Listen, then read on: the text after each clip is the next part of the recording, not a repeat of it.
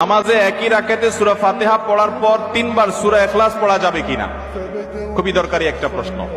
সূরা ইখলাস কোরআনের এমন একটা সূরা, যেই সূরা শুধুমাত্র আমাদের আল্লাহর কথা বলা আছে। এই সূরাতে অন্য কোনো সাবজেক্ট নাই।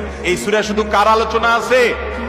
এরকম আরেকটা সূরা কোরআনে নাই যে সূরা শুরু থেকে শেষ পর্যন্ত শুধু আল্লাহর গুণগান আছে, আল্লাহর বৈশিষ্ট্যের কথা আছে, আল্লাহর একত্ববাদের কথা আছে, অন্য কোনো সাবজেক্টই নেই। কিন্তু সাবজেক্টই শুধু আল্লাহ তাআলা। এই জন্য এক সাহাবী এই সূরাকে খুব ভালোবাসতেন। তিনি মানুষের ইমামতি করতে গিয়ে সূরা ফাতিহার পরে অন্য যা পড়েন না পড়েন সাথে সূরা ইখলাস অবশ্যই পড়তেন। দুইজন সাহাবীর জীবনে এরকম ঘটনা পাওয়া যায়। একজন সম্ভবত মসজিদে কুবার বা এরকম কোন মসজিদের ইমাম ছিলেন, আরেকজন জিহাদের ময়দানে এই কাজ করতেন। সাহাবীরা এসে বলছেন, ইয়া রাসূলুল্লাহ, উনি নামাজ পড়ালে অনেক লম্বা সময় ধরে সালাত আদায় করে, আমাদের কষ্ট হয়ে যায়। নবীজি ডেকে বলছেন, তুমি কেন এই কাজ করো? বললেন, ইয়া রাসূলুল্লাহ, সূরা ইখলাস, এখানে আমাদের রবের কথা বলা হয়েছে, আমার রবের পরিচয়ের উল্লেখ দেওয়া হয়েছে। এটার নামই সূরা ইখলাস, তাওহীদকে খালেস করার সূরা, শিরক মুক্তির সূরা, আমার রবের গুণের সূরা। এখানে অন্য কারোর ইস্যু নাই, শুধু আমার আল্লাহর কথা বলা আছে।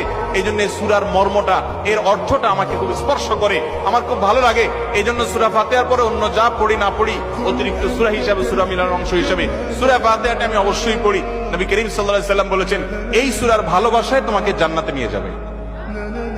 সূরা ইখলাস, এটা যদি কেউ 3 বার 4 বার 5 বার পড়ে, শুধু সূরা ইখলাস না, অন্য সূরাও, সূরা ফাতিহার পরে আপনি সূরা ইখলাস 3 বার পড়লেন, সূরা ইযা জা 2 বার পড়লেন, অন্য সূরা 3 বার পড়লেন, কোনটা রিপিট করলেন, একই আয়াত বারবার পড়লেন, এটাতে কোনো অসুবিধা হবে না।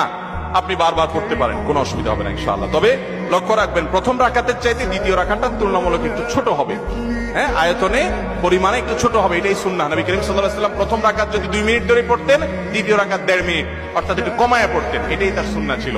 বাস, এরপর আপনি এবার সূরা ফাতিহার পরে এক সূরা বারবার পড়েন, হ্যাঁ, কয়েক সূরা বারবার পড়েন, বা অন্য একটা সূরা পড়ে আরেকটা সূরা বারবার পড়েন। সূরার মহব্বতের কারণে, মর্মের কারণে, একই আয়াত জাহান্নামের কথা আছে, জান্নাতের কথা আছে, আল্লাহর কথা আছে, সেজন্য আপনি বারবার পড়েন, কোনো অসুবিধা নাই ইনশাআল্লাহ।